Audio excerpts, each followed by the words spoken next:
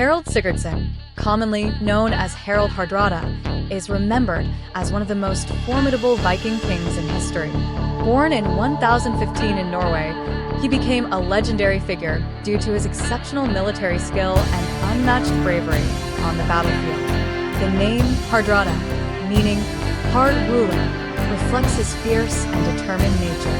Harald's life was filled with countless adventures, ranging from his early days fighting alongside his half-brother, King Olaf II of Norway, to his many campaigns across Europe and the Byzantine Empire. Even though his story is not as widely celebrated today, Harald's heroic deeds were renowned during his time, particularly for the battles he led and won. His military genius earned him the reputation of being one of the most ruthless and effective Viking leaders of all time.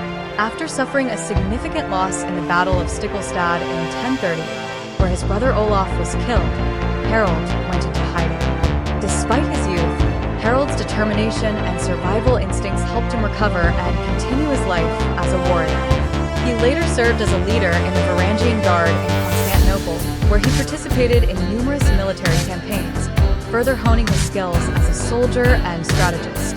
Harald's impact as a Viking king reached beyond the battlefield. His reign was marked by strong leadership, relentless warfare, and an enduring desire to reclaim his family's lost throne. In 1066, Harald embarked on one final campaign in England, where he was ultimately killed in the Battle of Stamford Bridge. His death marked the end of the Viking Age, but his legacy as one of history's greatest Viking kings remains firmly etched in the annals of history.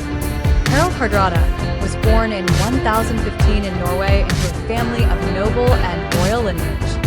His father, Sigurd Syr, was a petty king who ruled over Ringerike, a region in Norway. Sigurd was known not only for his authority, but also for being one of the wealthiest chieftains in the land, providing Harald with a strong foundation of power and influence from an early age. Harald's ancestry was significant. He was the great-grandson of Harald Fairhair, the first king to unify Norway, making him a descendant of royal blood.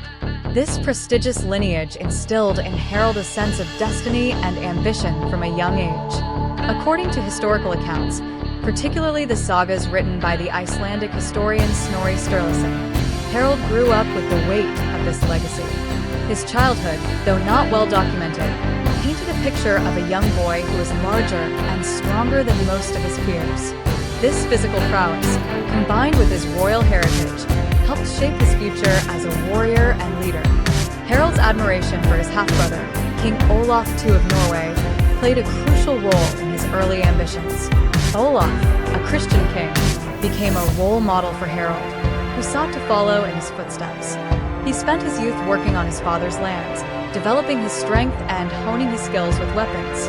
Harald's ambition to become a significant figure in Norwegian history only grew stronger as he matured, and by the time he was a teenager, his military aspirations were already taking shape. With royal blood running through his veins and a relentless drive to live up to his family's legacy, Harald Hardrada was set on a path that would ultimately lead him to become one of the most renowned Viking kings in history. Harald Hardrada's early ambitions were heavily influenced by his half-brother, King Olaf II of Norway. Olaf was not only a ruler but also a Christian king, and his leadership left a deep impression on Harald. As a young boy, Harald looked up to Olaf, admiring his strength, authority, and dedication to his cause. Harald's admiration for Olaf became a driving force in his life, as he aspired to follow in his brother's footsteps and achieve greatness of his own. In 1028, when Harald was just 13 years old, his world was shaken by a major revolt in Norway. This uprising forced King Olaf II into exile, leaving the kingdom vulnerable and without strong leadership. For 2 years, Olaf remained in exile, but in 1030, he returned to Norway with a new army of loyal men, ready to reclaim his throne from the powerful King Canute the Great, who ruled over Denmark, England, and Norway. Despite his young age, Harald was determined to support his brother's cause. At just 15 years old, he gathered 600 men to join Olaf's forces, demonstrating his loyalty and courage. This was Harald's first major step into the world of warfare, and it would not be his last. In July 1030, the two brothers, with their combined forces, marched into battle at the Battle of Stiklestad, where they faced King Canute's army in a brutal confrontation. The battle was fierce, with both sides suffering heavy casualties. Harald fought valiantly alongside Olaf, but the battle took a tragic turn when Olaf was killed on the battlefield. Harald, although only a teenager, showed remarkable talent in combat, but he was badly wounded in the fighting. With his brother dead and their forces defeated, Harald's fate seemed grim. Nevertheless, his strong will to survive led him to go into hiding, beginning a new chapter in his life as a warrior and a future king. After the devastating loss of his half-brother Olaf II at the Battle of Stiklestad in 1030, a gravely wounded Harald Hardrada was left with no choice but to go into hiding. At just 15 years old, Harald had witnessed firsthand the brutal realities of warfare and the heavy price of defeat. With King Canute now controlling Norway, Harald had no allies, no land, and no immediate path to reclaim his family's lost power. Despite this bleak situation, Harald's will to survive and fight for his future never wavered.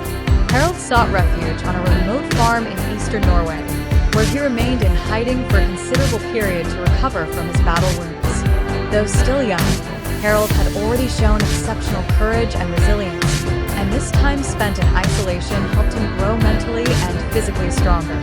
Once his health had fully returned, Harald knew he could not remain in Norway, where King Canute's forces would surely capture or kill him. With his homeland no longer safe, Harald fled northward, crossing the rugged mountains into Sweden. From there, he made his way to Rus, a powerful and strategically important kingdom that welcomed the young warrior.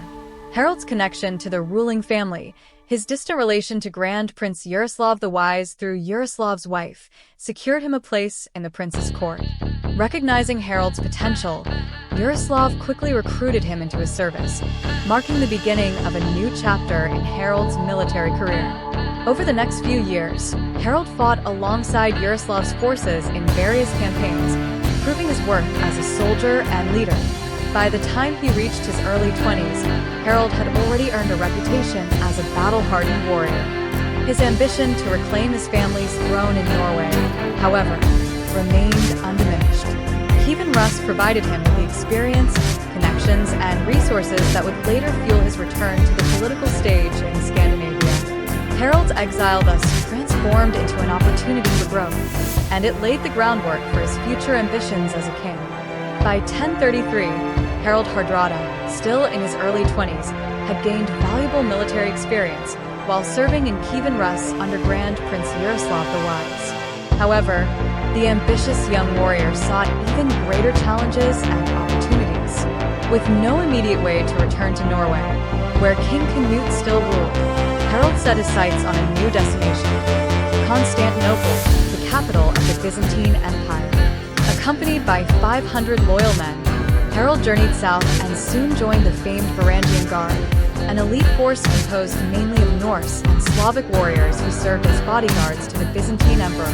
The Varangian Guard was renowned for its combat prowess, and Harald's time among them further honed his skills as a warrior and leader. He fought in numerous battles across the Byzantine Empire's vast frontiers, engaging in campaigns from the Mediterranean to the Middle East. Harald took part in naval engagements against Arab pirates in the Mediterranean Sea, where his abilities as both a tactician and a fighter became apparent. He also participated in campaigns in Asia Minor, where he helped capture 80 strongholds along the Tigris River, solidifying his reputation as a fierce and effective leader. Harald's military service extended beyond conventional warfare. He was involved in protecting pilgrims traveling to Jerusalem, and by 1038, he had joined the Byzantine army in their campaign to recapture Sicily from Muslim Saracens. Throughout these campaigns, Harald demonstrated not only his fearlessness, but also his adaptability, mastering various forms of warfare in different terrains and against diverse enemies. By 1041, Harald had fought in 18 major battles and countless smaller skirmishes, earning a promotion to the rank of Spathro Candidatus, a prestigious title in the Byzantine court. Despite his success, Harald's time in the Byzantine Empire was not without challenges. After the death of Emperor Michael IV, internal conflicts erupted within the imperial court, leading to Harold's imprisonment. However, with the loyalty and support of his fellow Varangian soldiers, Harald managed to escape and even played a role in dethroning the new emperor. His ability to navigate the complex politics of the Byzantine court further showcased his intelligence and cunning. Having amassed great wealth and experience, Harald ultimately decided to leave Constantinople around 1042. He returned to Kievan Rus, where he married Yaroslav's daughter, Elisabetta, and began planning his return to Norway to reclaim his birthright. Harald's time in the Byzantine Empire had transformed him into a battle-hardened warrior, wealthy, and ready to pursue his ultimate ambition, the Norwegian crown.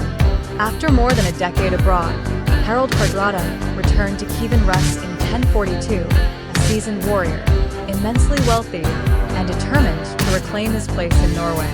During his time in the Byzantine Empire, Harald had accumulated significant wealth, which he had wisely sent back to Kievan Rus for safekeeping.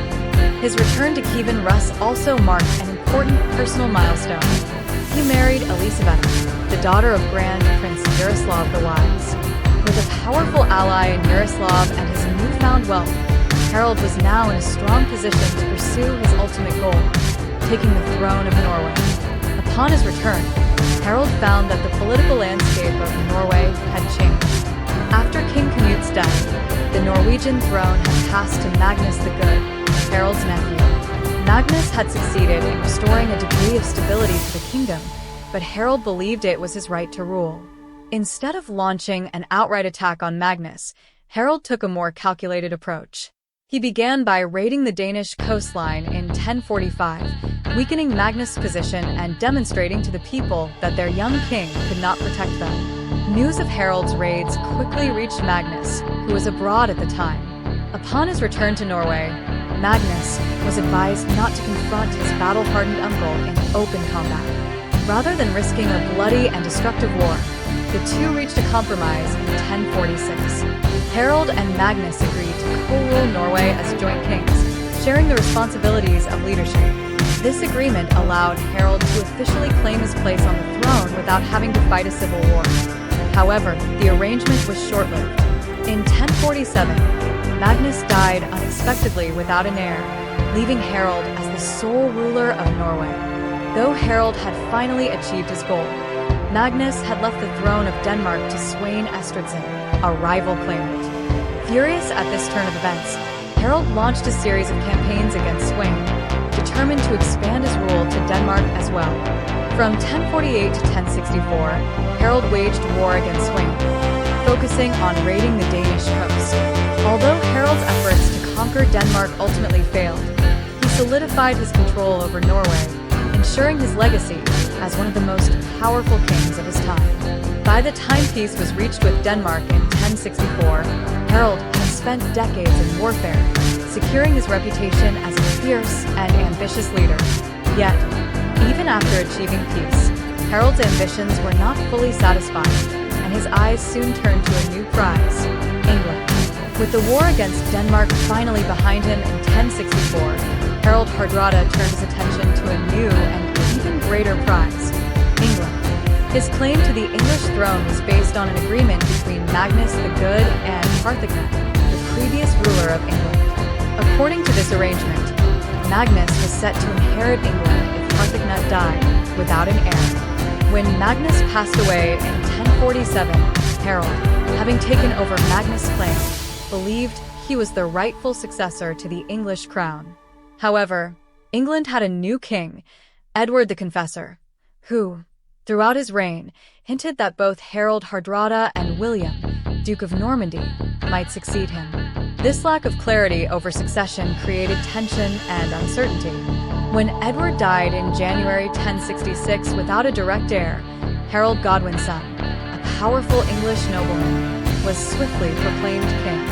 This move enraged both Harald Hardrada and William of Normandy, each believing they had a stronger claim to the English throne. In March 1066, Harald Hardrada began assembling his forces for an invasion of England. With 300 longships filled with seasoned warriors, Harold's army arrived in England and immediately began plundering the coastline. One of the first targets was the town of Scarborough, where the locals attempted to resist.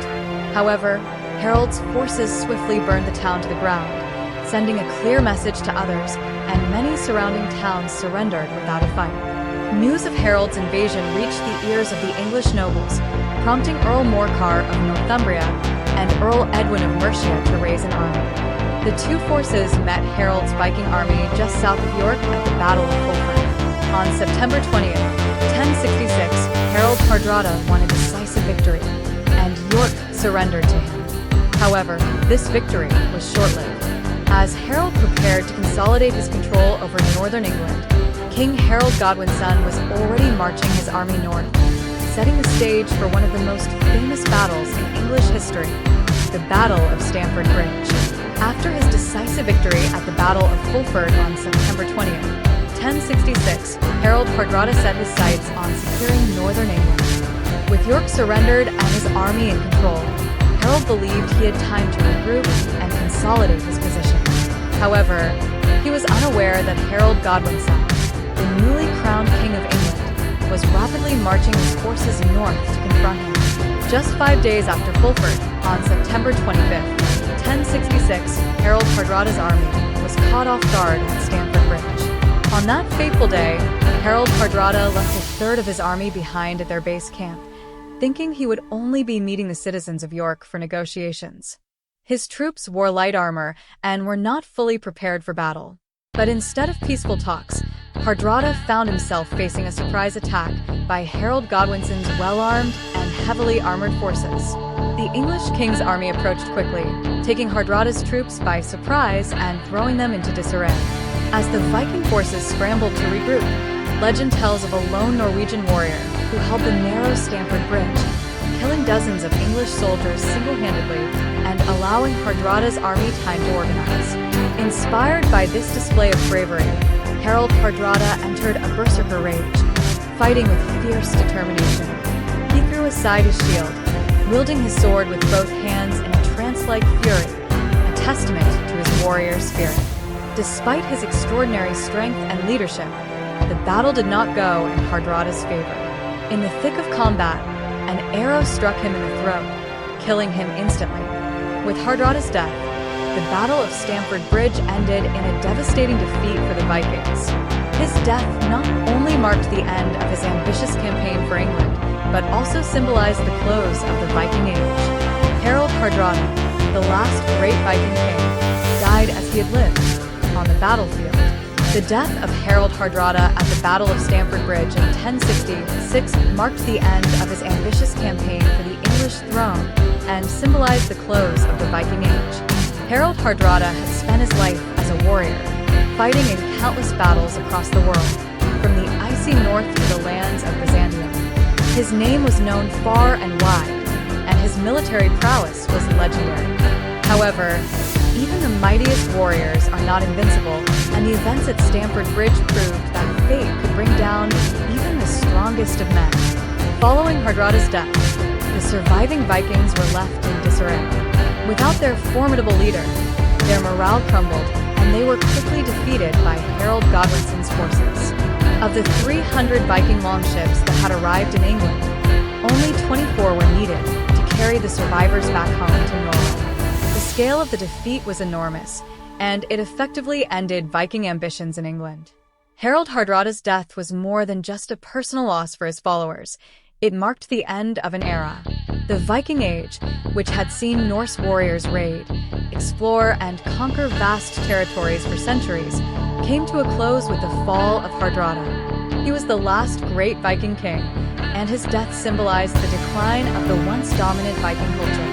Although Harald Hardrada failed in his attempt to claim the English throne, his legacy lived on. He had carved a place in history as one of the fiercest warriors of his time. His life, filled with battles, betrayals, and ambitious conquests, became the stuff of legend, ensuring that Harald Hardrada would be remembered as one of the most formidable figures in Viking history, even long after the Viking Age had ended. Harald Hardrada's legacy as one of history's most formidable Viking kings is undeniable. Born into a noble family with royal bloodlines, Harald's life was defined by warfare, adventure, and ambition. From an early age, he demonstrated remarkable strength, courage, and leadership, qualities that would make him a legendary figure throughout his life. His rise to prominence began as a young warrior at the Battle of Stiklestad, where he fought bravely alongside his half-brother, King Olaf II of Norway. Although the battle was lost and King Olaf was killed, Harald's unyielding spirit allowed him to survive, even as a teenager. Following his escape to the Kievan Rus and later to Byzantium, Harald's reputation grew. In service to the Byzantine Empire, he fought in campaigns across the Mediterranean, the Middle East, and southern Italy, becoming an experienced and battle-hardened commander. He led the Varangian Guard, the elite mercenary force, to numerous victories, earning immense wealth and prestige in the process. Harald's time in Byzantium also shaped him into a master tactician and strategist, skills he would later use to claim the Norwegian throne. When he finally returned to Norway, Harald faced many challenges, but his military expertise and determination eventually led him to become the sole ruler of the kingdom after the death of his nephew, Magnus the Good. Yet Harald's ambitions extended beyond Norway. He sought to expand his power and influence, leading to his conflict with Denmark and, ultimately, his ill-fated invasion of England in 1066. Although Harald Hardrada's attempt to conquer England ended in defeat at the Battle of Stamford Bridge, his legacy as a warrior king was solidified. His life embodied the adventurous spirit of the Viking Age, and his death marked the end of that era. Harald's story remains a symbol of the Viking ethos, bravery in battle, unrelenting ambition, and the quest for glory. Even in death, his name endures as one of the greatest Viking kings in history.